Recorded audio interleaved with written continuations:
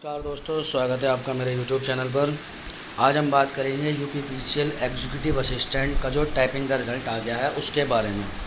बहुत समय से बहुत सारे कैंडिडेट इसका रिज़ल्ट का वेट कर रहे थे, सोच रहे थे कब रिज़ल्ट आएगा, कब इसका डीवी होगा और डीवी होने के बाद इन सबको कब कब आपकी ज्वाइनिंग मिलेगी। तो रिज़ल्ट इसका आ चुका है, 2 दिन पहले इसका रिज़ल्ट आ चुका है। जिन लोगों का इसमें सिलेक्शन हुआ है उनको बहुत बहुत बधाई। जो सफलता हासिल नहीं कर पाए वो निराश ना हो, किसी अन्य एग्ज़ाम की तैयारी करें और उसमें लग जाएं। हाँ, लेकिन इसकी वैकेंसी अभी जल्दी से नहीं आने वाली। 2019 में लास्ट आई थी, 18 में बल्कि, है ना, और वो भी 16 की खिंची आ रही थी। और उसके बाद अब ये वैकेंसी आई थी और इसका प्रोसेस अब कंप्लीट होने वाला है, लास्ट स्टेज का प्रोसेस चल रहा है। तो रिज़ल्ट आप लोगों ने सभी ने देख ही लिया होगा, सबने अपने रोल नंबर देख लिए होंगे। हम कुछ अलग इम्पोर्टेंट पॉइंट्स की बात करेंगे, ठीक है। इन्होंने इसमें यही नोटिफिकेशन में कहा है कि जो इन्होंने 21, 22, 23, 24, 25, 28, 29 एवं 30 नवंबर 2022 को यूपीपीसीएल का एग्ज़ाम कराया था एग्जीक्यूटिव असिस्टेंट का, और जिसके सापेक्ष जो बच्चे पास हुए और उनको सिलेक्शन लिया गया टाइपिंग के लिए, और उनमें से 3 से लेकर 7 जून 2023 तक टाइपिंग कराई गई थी। उनमें जो डीवी के लिए शॉर्टलिस्टेड करे गए हैं उनके रोल नंबर वाइज बढ़ते हुए क्रम में इन्होंने दी है सूची। अच्छी बात यह है, यूपीपीसीएल के रिज़ल्ट निकालने के साथ ही साथ इन्होंने डीवी का प्रोसेस भी अनाउंस कर दिया।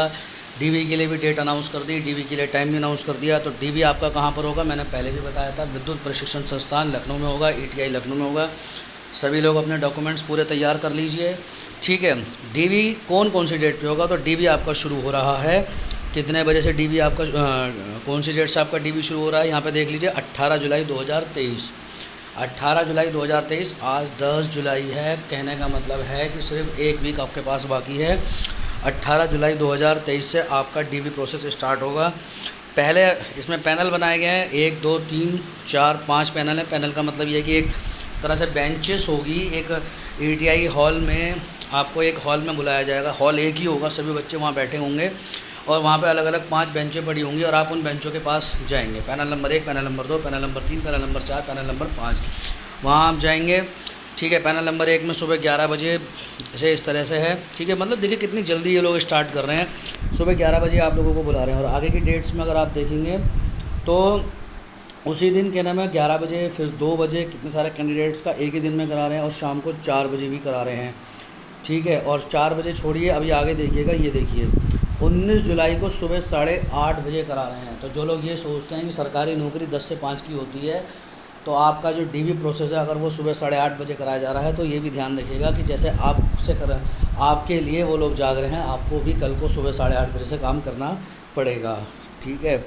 मतलब इसको ये नेगेटिव मत लीजिएगा, पर एक बात है, जब हम आप चाहेंगे कि हमें सुविधा मिले तो हमको औरों को भी सुविधा देनी पड़ेगी। सुबह 8:30 बजे से डीवी का प्रोसेस शुरू कराया जा रहा है। और इसमें देखिएगा शाम को 19 तारीख में कितने बजे तक है, मैं आपको दिखाऊंगा। बड़ी आश्चर्यजनक चीज़ थी, मैंने देखी थी, ये देखिए। फिर 20 जुलाई को भी सुबह 8:30 बजे से आपका डीवी का प्रोसेस, और 11 बजे का भी है, ठीक है, और 2 बजे का भी है। इस तरीके से शाम को 4 बजे का भी है, फिर सुबह 8:30 बजे से। तो ये डीवी का प्रोसेस है आपका 18, 19, 20 इस तरह से चलता रहेगा। और जितनी जल्दी है उसको कंप्लीट करने की सोच रहे हैं, क्योंकि इनको जल्द से जल्द ज्वाइनिंग देनी है। होप सो अगस्त में आप लोगों को ज्वाइनिंग भी मिल जाए, क्योंकि ज़्यादा टाइम नहीं लेंगे ये फाइनल रिजल्ट निकालने में। 21 जुलाई तक चलेगा, मात्र 18, 19, 20, 21 4 दिन आपका डीवी प्रोसेस चलेगा। 4 दिन में लगभग 2000 बच्चों का डीवी कराने वाले हैं, सोचिए।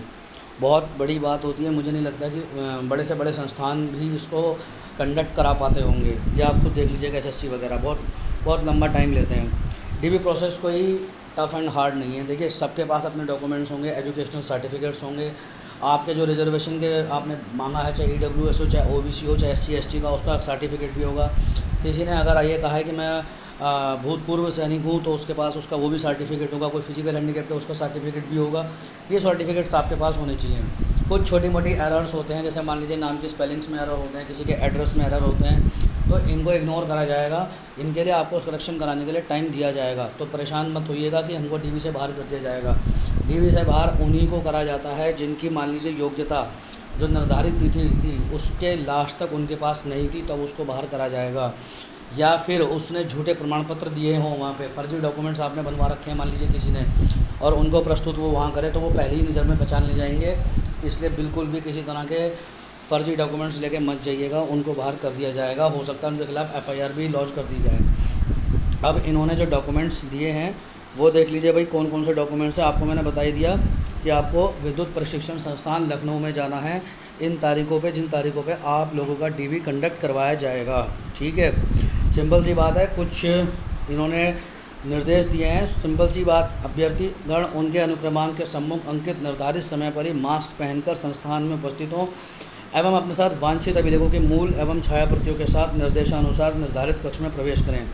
निर्धारित समय से पूर्व संस्थान में प्रवेश नहीं दिया जाएगा। तो ध्यान रहे, आपके पास आपके ओरिजिनल सर्टिफिकेट्स होने चाहिए। ओरिजिनल सर्टिफिकेट्स के साथ आपके पास एक उनका फ़ोटोकॉपी का सेट होना चाहिए, और फ़ोटोकॉपी का सेट आपके स्वयं के हस्ताक्षर से हो। नोटरी कराने की ज़रूरत नहीं है। यूपी में अब नोटरी का सिस्टम ख़त्म हो गया है। पहले करवानी पड़ती थी अटेस्टेड बाहर से, वो ख़त्म कर दी गई है। अब आपको स्वयं हस्ताक्षरित करने हैं, बाकी कहीं भागने की ज़रूरत नहीं है। बाकी जो सोशल डिस्टेंसिंग वगैरह के नियम है उनको पालन करना, ऐसा कुछ होगा नहीं।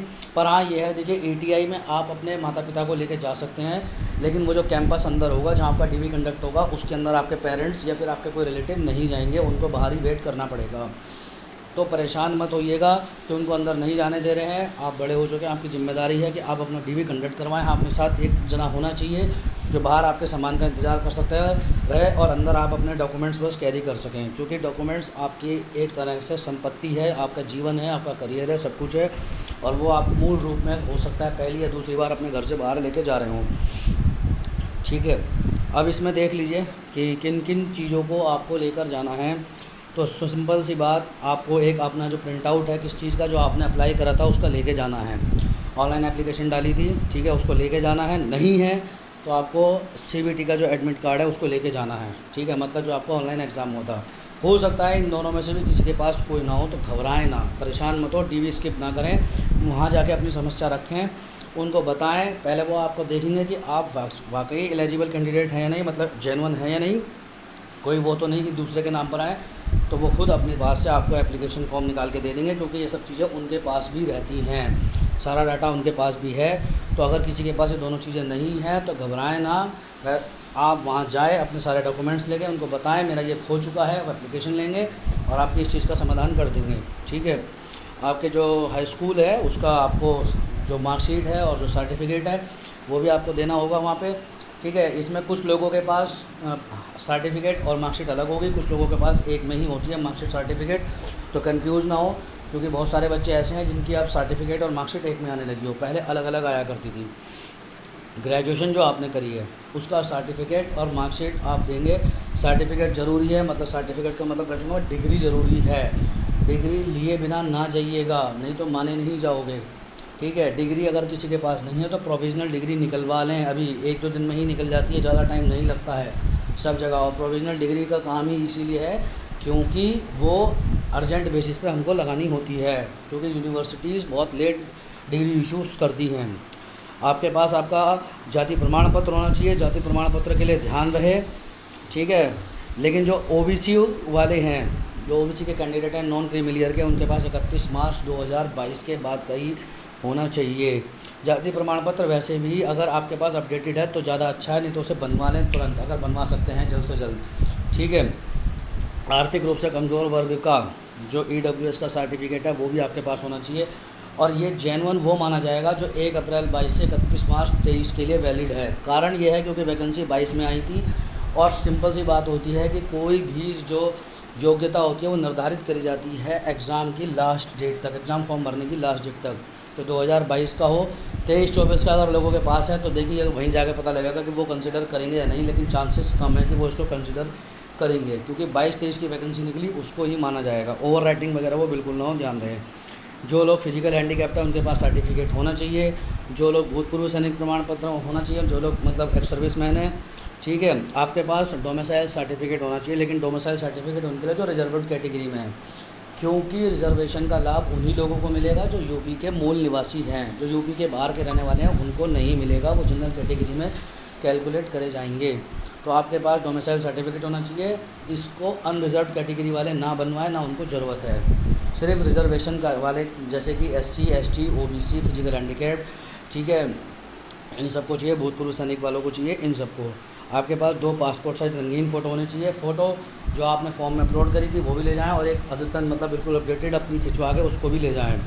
आधार कार्ड होना चाहिए, आधार कार्ड नहीं तो ड्राइविंग लाइसेंस हो, पासपोर्ट हो, ठीक है, इन सब चीज़ों में से कोई ना कोई होना चाहिए, ओरिजिनल लेके जाएँ। और ऐसा कोई सर्टिफिकेट जो प्रमाण पत्र के अनुसार ज़रूरी है। देखिए, इंटर की सर्टिफिकेट भी ज़रूर ले जाइएगा, यहाँ बहुत सारा के इंटर के मार्कशीट और सर्टिफिकेट लिखा नहीं है पर लेके जाइएगा ज़रूर, ठीक है। बहुत सारे लोगों के सामने ये वाला क्वेश्चन होगा कि देखिए मेरी हायर एजुकेशन है, मान लीजिए किसी ने एमटेक करा हुआ है, किसी ने एमए करा हुआ है, किसी ने एलएलबी करा हुआ है, तो क्या मुझे उसके सर्टिफिकेट वहाँ लगाने चाहिए या नहीं। देखिए, ये जो वहाँ पे पैनल होता है ना, ये पैनल की सोच पे डिपेंड करता है। पहले तो आप लगा भी देंगे उसका कोई फ़र्क नहीं पड़ता, क्योंकि इस वाली पोस्ट पे कोई ऐसा प्रमोशन तो है नहीं कि आपको प्रमोट करके कहीं और बैठा देंगे। पर आप अगर देना चाहते हैं तो दे दीजिए, लेकिन नॉर्मली देखा गया कि पैनल वाले ग्रेजुएशन से ऊपर का कोई सर्टिफिकेट लेते नहीं हैं। वो यही कह देते हैं कि आप जब अपने जॉब में जाएंगे वहीं आप लगा दीजिएगा। पर फिर भी आप एक बार ट्राई करके देख लीजिएगा, देने में कोई बुराई नहीं है कि लीजिए हमारे ये भी सर्टिफिकेट है, हमने ये वाली एजुकेशन कर रखी है, हमारा ये सर्टिफिकेट भी ले लीजिए। पैनल वाले लेकिन बचते हैं, क्योंकि उनको लगता है कि वर्क थोड़ा हेक्टिक हो जाएगा, उनका वर्क थोड़ा सा बढ़ जाएगा। अब आगे और भी वीडियो बनाए जाएंगे। इसके बाद जब आपका रिज़ल्ट आ जाएगा तो आप लोगों को डिस्कॉम अलॉट करे जाएंगे। जब रिज़ल्ट आएगा उसके बाद तुरंत डिस्कॉम अलॉट हो जाएंगे। रिज़ल्ट के साथ डिस्कॉम नहीं होंगे। जैसे ये वाली सूची आई है टाइपिंग वाली, टाइपिंग पास वालों की, कि इसमें जिन्होंने डीवी प्रोसेस दे दिया तुरंत, लेकिन उसके साथ डिस्कॉम की लिस्ट नहीं आएगी। जब अभी फाइनल रिज़ल्ट आएगा उसी में आप लोगों को कट ऑफ पता लगेंगे। कट ऑफ मैंने पहले भी बता दी, मैं उस पर बना हुआ हूँ अभी भी। जब कट ऑफ आएगी बाकी तब देखते हैं क्या रहेगा। कट ऑफ अगर कोई सोच रहा है 140 से नीचे रहने वाली है तो वो नहीं हो, ऐसा नहीं, ऐसे बिल्कुल पॉसिबिलिटी है ही नहीं। कट ऑफ हाई जाने वाली ही है, क्योंकि वैकेंसी कम है, कंपटीशन बढ़ चुका है, ठीक है। टाइपिंग भी लोगों को अच्छी खासी आने लगी है, अवेयरनेस बहुत ज़्यादा बढ़ चुकी है, और टाइम जब से लेके अब तक बहुत अंतर आ चुका है पिछले 4 सालों में। पहले वैकेंसी भी बहुत ज़्यादा थी, 1000 ज़्यादा वैकेंसी थी इस बार से, तो कट ऑफ तो बढ़नी वास्तव में तय है ही। 1000 वैकेंसी ज़्यादा हो, आपकी कंप्यूटर अवेयरनेस आपकी बहुत ज़्यादा बढ़ चुकी है, सोशल मीडिया अवेयरनेस बढ़ चुकी है, ठीक है। जो नॉलेज के सोर्सेज हैं वो बहुत ज़्यादा आ चुके हैं, तो कट ऑफ तो बढ़ेगी है ही, ठीक है। तो बस ये है कि एक बात मान के चलिए कि अगर किसी के 150 प्लस बन रहे हैं तो अपने आप को सिक्योर मान के चले जनरल में, सॉरी 160 प्लस बन रहे हैं। 160 प्लस अगर आप लोगों के किसी के बन रहे हैं उसमें क्या कहते हैं टोटल स्कोर आपका, तो मान के चले अपने आप को सिक्योर कि बिल्कुल 100% उसका तो होना ही है। 150 प्लस ओबीसी वाला मान के चले, ठीक है। तो ये एक बात है। और उसके बाद आपका जो है डिस्कॉम अलॉटमेंट होगा। डिस्कॉम अलॉटमेंट जब आपका हो जाएगा तभी आपको बॉन्ड वगैरह आपका प्रोसेस भरवाया जाएगा, क्योंकि बॉन्ड इसमें भरा जाना है। बॉन्ड के लिए एक अलग से मैं वीडियो बना दूंगा, उसकी पीडीएफ भी शेयर कर दूंगा। आपका बॉन्ड भी भरा जाएगा, डिस्कॉम अलॉटमेंट की लिस्ट भी अलग से आएगी, किस तरह से आगे आपको कौन से कार्यालय में जाकर अपना नियुक्ति पत्र लेना है, नियुक्ति पत्र कब आएगा, कैसे आएगा, ये सब चीज़ें मैं आपको आगे आने वाले वीडियो में बता दूँगा। तो एक बार फिर से सबको बहुत बहुत शुभकामनाएँ। जिन लोगों का डीवी में सिलेक्शन हुआ है, ईश्वर करे आप सभी का फाइनल लिस्ट में भी नाम आ जाए। और एक बात और, देखिए वैसे तो इस सब चीज़ को कोई मानता नहीं है, लेकिन फिर भी अगर किसी के पास कोई गवर्नमेंट जॉब पहले से है, उसने हेल्ड कर रखी है और वो नौकरी कर रहा है, तो कृपया इस डीवी के प्रोसेस में ना जाए। वो किसी एक के लिए सीट छोड़ सकता है, हो सकता है आपके नंबर ज़्यादा हों, और जिसके लिए आप सीट छोड़ें उसके नंबर कम हो और उसका सिलेक्शन हो जाए। क्योंकि आप भी जानते हैं कई लोग पता नहीं कितने कितने सालों से तैयारियां कर रहे हैं और कब उनको यहाँ पर आके नंबर मिला।